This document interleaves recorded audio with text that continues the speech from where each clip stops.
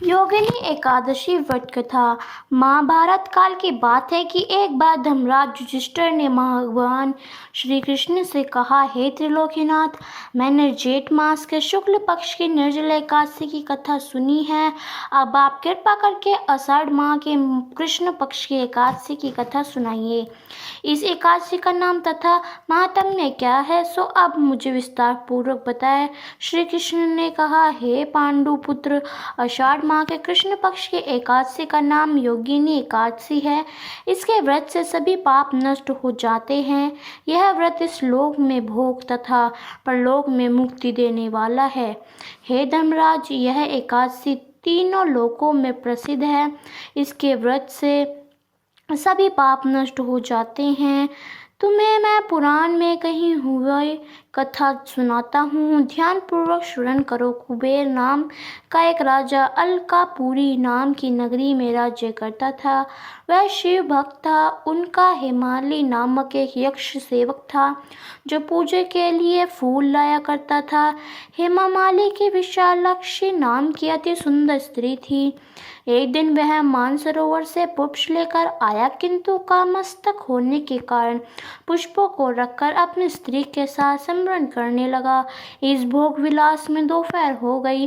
हेमाली की राह देखते देखते जब राजा कुबेर को दोपहर हो गई तो उसने क्रोधपूर्वक अपने सेवकों को आज्ञा दी कि तुम जाकर पता लगाओ कि हेमामाली और अभी तक पुरुष लेकर क्यों नहीं आई।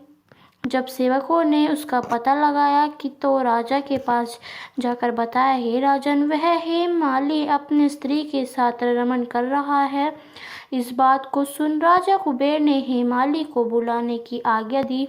डर से कांपता हुआ हेमाली राजा ने के सामने उपस्थित हुआ। उसे देखकर कुबेर को अत्यंत क्रोध आया और वह उसके होठ फड़फड़ाने लगे। राजा ने कहा, अरे धर्म, तूने मेरे परम पूजनीय देवों को भी देव भगवान शिव का अपमान किया है। मैं तुझे श्राप देता हूँ कि तू स्त्री के वियोग में तड़पने और मृत्यु लोक में जाकर कोढ़ी का जीवन व्यतीत करे।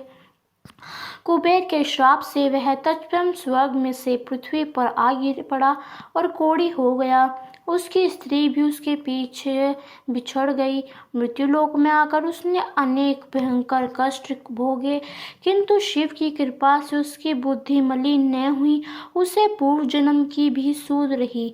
अनेक कष्टों को भोगता हुआ तथा अपने पूर्ण जन्म को कुकर्म को याद करता हुआ वह हिमालय पर्वत की तरफ चल पड़ा। चलते चलते वह मार्कंडेय ऋषि के आश्रम में जा पहुंचा। वह ऋषि अत्यंत वृद्ध तपस्वी थे। वह दूसरे ब्रह्मा के समान प्रतीत हो रहे थे और उनका वह आश्रम ब्रह्मा की सभी के समान शोभा दे रहा था। ऋषि को देखकर हेमाली वहां गया और उन्हें प्रणाम करके उनके चरणों में गिर पड़ा। हेमाली को देखकर मार्कंडेय ऋषि ने कहा, तूने कौन से निष्ठ कर्म किए हैं जिससे तू कोढ़ी हुआ और भयानक कष्ट भोग रहा है।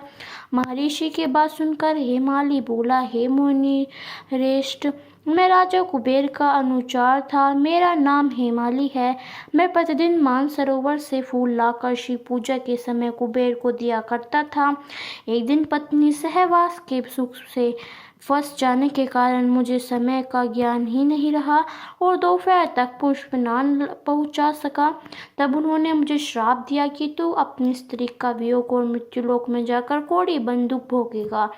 इस कारण मैं कोढ़ी हो गया हूँ तथा पृथ्वी पर आकर भयंकर कष्ट भोग रहा हूँ। अतः कृपा करके आप कोई ऐसा उपाय बताइए जिससे मेरी मुक्ति हो। मार्कंडेय ऋषि ने कहा, हे हेमामाली, तूने मेरा सम्मुख सत्य वचन कहे हैं, इसलिए मैं तेरे उद्धार के लिए एक व्रत बताता हूँ। यदि तू आषाढ़ मास के कृष्ण पक्ष की योगिनी एकादशी का व्रत विधि पूर्वक व्रत करेगा तो तेरे सभी पाप नष्ट हो जाएंगे।